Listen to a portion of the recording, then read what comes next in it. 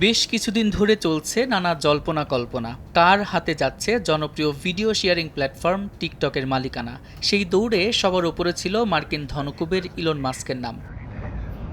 জাতীয় নিরাপত্তার স্বার্থে যুক্তরাষ্ট্রের বাতিল করতে যাওয়া চীনা অ্যাপ টিকটক কিনতে ইচ্ছুক নন মাস্ক। চীনা মালিকানা প্রতিষ্ঠান বাইটড্যান্সের টিকটক কিনতে চাইলে ডোনাল্ড ট্রাম্পের কোনো আপত্তি ছিল না। মন্তব্যটি প্রকাশের এক সপ্তাহ পর বিশ্বের শীর্ষধনী একথা জানান।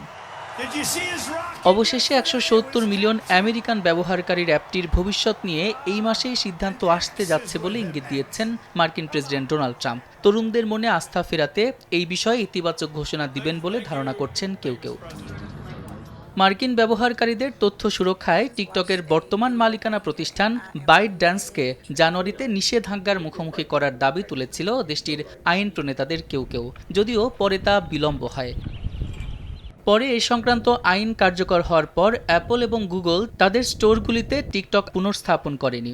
এদিকে টিকটক শুক্রবার বলছে, জনপ্রিয় প্ল্যাটফর্মটিতে বিধিনিষেধ এড়াতে মার্কিন অ্যান্ড্রয়েড ব্যবহারকারীরা অ্যাপটির ওয়েবসাইটে প্যাকেজ কিটের মাধ্যমে অ্যাপটি ডাউনলোড এবং সংযুক্ত করতে পারছে। অর্ধেক পাউডারে দ্বিগুণ উজ্জ্বলতা। নতুন রিন অ্যাডভান্সড অর্ধেক পাউডারে দ্বিগুণ উজ্জ্বলতা। আর ট্রাম্প বারবার টিকটক বিক্রির বাইটড্যান্সের পরিকল্পনার কথা উল্লেখ করলেও তার রীতিমতো অস্বীকার করেছে প্রতিষ্ঠানটি। চলতি সপ্তাহে ট্রাম্প সার্বভৌম সম্পদ তহবিল বিষয়ক একটি কার্যকর নির্বাহী আদেশ সই করেছেন, যাতে টিকটক কেনার সম্ভাবনা রয়েছে। সাদিক হাসান ইমন, সময় সংবাদ।